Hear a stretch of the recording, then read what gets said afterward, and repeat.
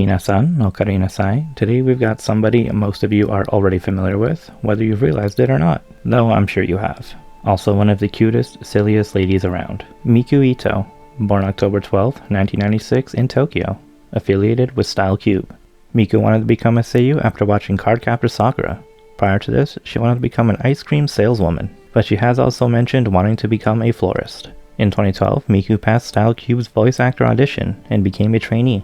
She debuted with the role of Yuiko Nanao in the mobile game Idolmaster Million Live, whose role she auditioned for because of their similar personalities. In 2013, Miku joined StylipS at the same time with Moi Toyota, who was also a rookie at the time. The two took over for Yui Ogura and Kaori Ishihara, who had just graduated from the group.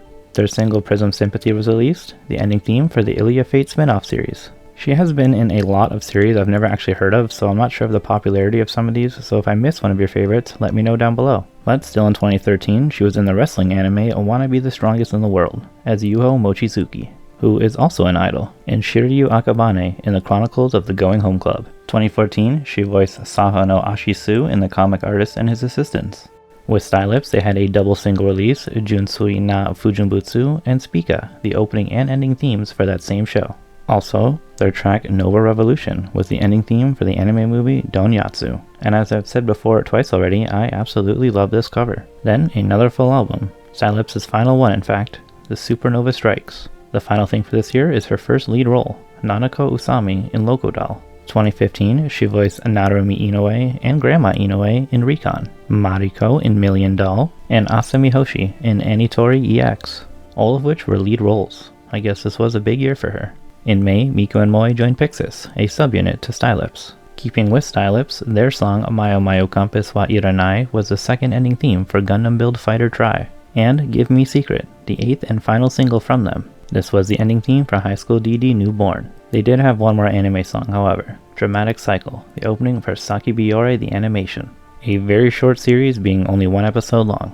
2016, in Honda-kun, the prequel to Barakamon, she voiced Maiko Mori.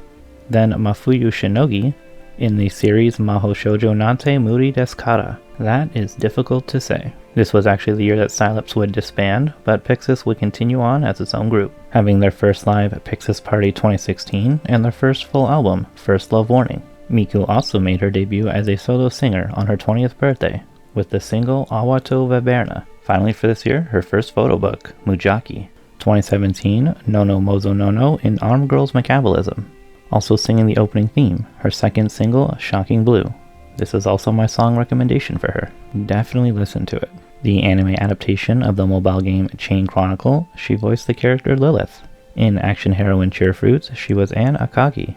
And her first full album, Suicide Aquavale. While Pyxis had two singles, Flawless, the third opening for Duel Masters vs. Revolution Final, and the other one being a Daisuke Janai. Their second album, Pop-Up Dream, along with their photo book Harmony. In 2018, she made her Bangdream debut in the short OVA Bangdream Girls Band Party Pico, voicing the very energetic Kokoro Tsurumaki, the lead singer of the band Hello Happy World. I guess they technically had their animated music video for Orchestra of Smiles the year prior, but this was more of a speaking role for her. However, this band does not really do live performances like Puppy Paw or Roselia, but Miku has appeared during concerts with Ras, and with them she would sing some of the Hello Happy songs. She was also Sasori Oga in the Ryu's work Is Never Done, and Frenica in Sword Art Online Alicization. Mikuchi had two songs released this year as well, the first one being Mamoritai Mono no Tamani. This and its coupling song were the second and third endings for the Ryu's work Is Never Done. She also had her song Koi wa Movie. With Pyxis, she sang the song Lonely Alice, the ending theme for Alice or Alice. 2019, she was in the show How Clumsy You Are Miss Ueno as Yomogi Tanaka. Her fifth single, Hirameki Heartbeat, was the opening theme, but this year also helmed a very iconic role of hers, that being in the quintessential quintuplets, voicing Miku Nakano, a character that she shares the same first name as, also the best girl in the show. And shoutouts to the anime Hulang Babies, where she voiced the character, wait for it, Miku. Absolutely love it, perfect casting. Some more music too, her second album, Pop Skip. She also has her song Pearl that isn't labeled as a single anywhere, but it's got its own album cover. Pyxis sang the ending theme for Nobunaga Sensei's Young Bride, and had another photo book titled Pop and Cute. I've already made a thirsty joke plenty of times, so I'm just not going to do it this time. But you already know what I'm thinking. 2020, she voiced Maple in Nekopara, and Yuri Hitotsu Yanagi in Assault Lily, even showing up at Anisama as the character with the rest of the cast. Also, shoutouts to Nana Mifune from Gleipnir, and voicing Shimamura in Adachi and Shimamura, playing opposite to Akari Kito. There's also Kokoro Natsume in Princess Connect Redive, and Fiona in a new season of Sorceress Stabber Orphan. This was actually a pretty big year for her, voicing in multiple popular shows as well as second seasons. But also more music, 2 singles, Plunderer and Koko no Hikari Lonely Dark, which were both used as opening themes for the anime Plunderer, and her third album Rhythmic Flavor was released. She was really hustling those past few years. 2021 was yet another big year for her. I won't sit here and list them all, but some shoutouts, specifically to Rustle of the Water. In the show, combatants will be dispatched for its absolute chaoticness. Also her single titled Number 6, but it was her 8th single. I think she's trying to mess with us. This was the opening theme, and I actually also recommend this song as well. Another shoutout to Lumicina Wesselia in How Not to Summon a Demon Lord for being a peak degenerate show. She also voiced Kukuru Misakino in The Aquatope on White Sand, playing opposite to Rika Koida. Nice. And Yuka Ihara in Pride of Orange. Miku had one single release called Pasta. The Italian in me says yes. The last thing for this year, Pyxis had their Best Of album come out. 2022, she was Neko Kamimoko in Akebi's sailor uniform, and Aoi Izumisawa in Renai Flops, which will be airing very soon in October. Her 10th most recent single, Ao 100 Iro, was the opening theme for Komi Can't Communicate Season 2. This year she also had a live tour in Tokyo titled What a Sauce. Great name. The past few years she's definitely addicted to that Italian cuisine. In 2023 she will be voicing Greet, something like that, in Spy Classroom. It's probably Greet. This show though has an amazing cast. Just want to take a second to point out the cast so you can look forward to it when it comes out. Ayaneru, Sumipi, Naobo, Tenchan, Tomoriru, and whatever Aoi Yuki's nickname is. It's going to be a good show, hopefully.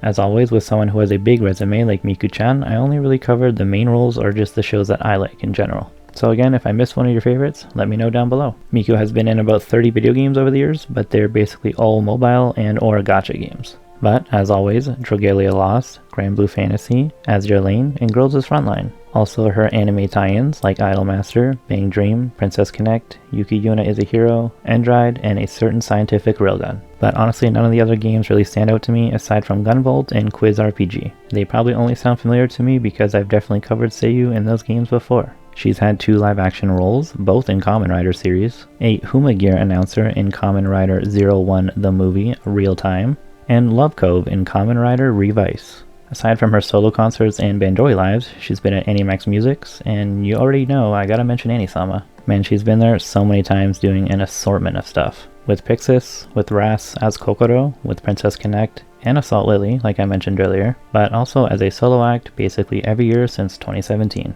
She was also one of the hosts of Bandori's Hello Happy Circle together with Moishi, but however that ended last year in June. Also Pyxis has their livestream program Kira Kira Dai Sakusan. Miku is 155 centimeters or 5'1". She has herself a Twitter, an Instagram, and a YouTube channel. Her hobbies include watching anime, dancing, acting, and playing Hyakunin Ishu, which is a Japanese card game. She loves reading books and also studied Japanese linguistics as her main subject while she was still studying in university. She also practices kendo. I've seen one source say that she is the lowest level, but another one say that she won a silver medal in a regional event. I mean, she's been in the industry a long time, both can be true, but yeah, take that as you will. Her skills are Achimute Hoi, which is that guessing pointing game that you always see them doing in anime, Kendama, which is the ball on a string game, and Hula Hoop, which is, you know what it is. One of her favorite foods is sushi with shellfish as the topping. I laughed way too much trying to say that because it was a really rough tongue twister for me.